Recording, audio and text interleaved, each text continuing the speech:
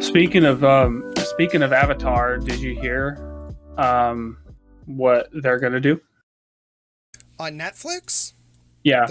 the live action one where they're Well, actually going to no, actually, recreate it. Nickelodeon is they're creating a separate studio just for Avatar, and they're gonna get to, as their own studio, they get to make more shows and movies. And the first thing they're gonna do is make a full length animated film that takes place in the Avatar series. You okay? My chair, like, okay, so my chair has this thing where if I have it clicked in, I can't lean back. Well, I didn't have it all the way clicked in, so I leaned back. And Fucking, yeah, pretty much. Jesus. That's what happened in the video on my YouTube channel where you see me flip backwards. That's what happened. I remember that. That was really funny. um, but yeah, they're gonna be able to make their own shows and movies that just take place in the Avatar universe. That will be amazing. If they go through with that, I will be ecstatic. Because if it's the original writers and creators, then we'll get something way better than Korra. You don't like. I don't acknowledge Korra is better than The Last Airbender, but I still think Korra is really good. It's good. It's not as good as The Last Airbender, which is fine. I'll Sequels usually aren't, but yeah. But the reason why it wasn't as good is actually to do with Nickelodeon not giving them full seasons. Like they're like, oh, you get one season. So then they compacted a whole series down into one season, and then they're like, okay, you can get a second season. So like they're all standalone a little bit, which made the writing really. So like I know that like I think they planned on doing like one special season. Just to kind of show you like what the series is capable of, and then Nickelodeon pushed for like 4 seasons, and they're like, "Oh, great! We planned an entire season. We have like this whole season arc, and now we got permission to do 3 more seasons. What are we going to do?" It went one at a time. So the first season they got approved. They did that. Then they got approved for the second season, and Nickelodeon still was like, we don't know if it's going to do good.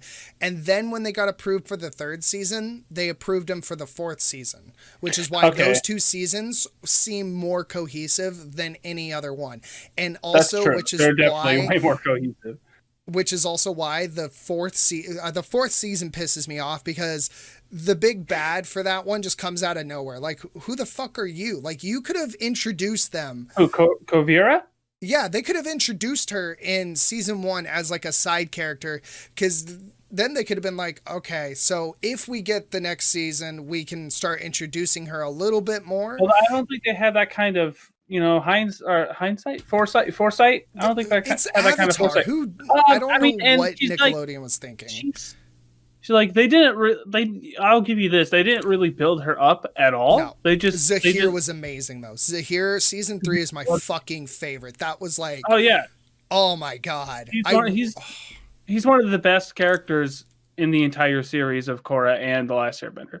But like Kuvira was like, she was mentioned by name like one time and showed up maybe twice in season 3, and then there's a 3-year time jump. And I like her, like I like her arc. She's just like a fascist, and and I just it drives me nuts though, because 3 years. And, I think it works. I don't think it's bad. I don't think it's good, but it's not bad either. It's just one of those. It's lazy writing. It was lazy writing, to be honest. Like, and you can see it because overall, when season 3 ended, season 3 was so fucking good on a standalone basis. But when you add in the seasons together and they're all forced to be a standalone almost, when the 4th season's introduced and you have this big bad person who's out of kind of nowhere, and it's like you had every opportunity in season 3 to introduce this person in the background because you were already approved for season 4, but instead you just kind of didn't. I mean, she didn't play a pivotal role, but she literally was in the background. I don't know if that's what you mean. Like, she was literally in season 3. She was in season 3 for like a half a scene. True, I'll give you that, but I just mean, like, I feel like with what they established in season 4, like like piggybacking off the events of season 3, I thought it worked out really well. It's like they came to Toph's daughter. I forget Lynn. Is it Lynn? Lynn. It's Lynn. Isn't Lynn? It's Lynn and the other one. I can't remember the other one. So what? I'm asking which one is the one who built the metal city? Because it's not God. Lynn, is it? Lynn is the police chief, right? Am I crazy? Am I getting them mixed up? Lin Suyin Opal. Lin Beifong is the older sister. And Suyin is the younger sister, I believe. Sue. Right? Okay, well, anyways, they asked her to do it. They asked her to, like, because, you know, the Earth Kingdom was, like, in shambles, and they wanted her to do it. And she's like, I thought it was the older sister that did it, because the younger sister was the one that was fucking off and doing bad shit, and then Toph bailed her out. Right, but she moved away, joined the circus, and eventually made the Metal City. And they're like, yes, that's right. And then the Earth Kingdom came to her and said, like, hey, we want you to do this. And then Kovira, who's like a daughter to her, she's like, what are you doing? It's like, if you're not going to do this, I'll do it. We're great. You're great. I'll show the world we're great. And so she took care of that, and then she became like this weird authoritarian fascist like lady boss. And she's got seeing Toph in season 4 made me happy. Yeah, Toph was great. She's just like just like, I feel like, yeah, just old Toph. That's just who I wish we'd got a few more. Well, actually, young, like grown-up Toph got quite a few scenes. I feel like grown-up Toph got more than Aang. I'm actually like happy that we didn't get to see much of Aang afterwards, because it makes sense. Korra wasn't very spiritual to begin with, so it makes sense that she didn't really have very many spiritual journeys with them. Sure. So I actually like that aspect. I thought you were gonna say you're glad you didn't see too much of Aang, because you're it's like, because the less they show of Aang, the less chance they have to ruin him as a character. Oh no! They in season 1, where they had the picture of old Aang going like this, that was perfect. Like, that made me fucking laugh. He was a bit of a grump in season 1 in the flashbacks, but I mean, it's a 42-year-old Avatar, and they're gonna they arrested that bloodbending dude. Yeah, he was not happy about that. I think that was Yakone. Yeah. But Aang was so badass in that flashback scene. He was so cool. Yeah. So controlling too. Just so in fucking control. When he when he's angry, it's like, he's fucking angry, dude. He was really cool. I was happy to see Appa babies. Oh yeah. That was something I wish they explained a little bit better, on how Appa found some other bison. I wonder if they were just hiding. Like, truly, I kind of feel like bisons were hiding. I know that. So you know those like fire sages that found Korra after she got attacked by the spirit and had amnesia, and she had to go through like a spiritual journey. They kept a secret herd of bison during that 100 years. Son of a bitch. Okay, that's right.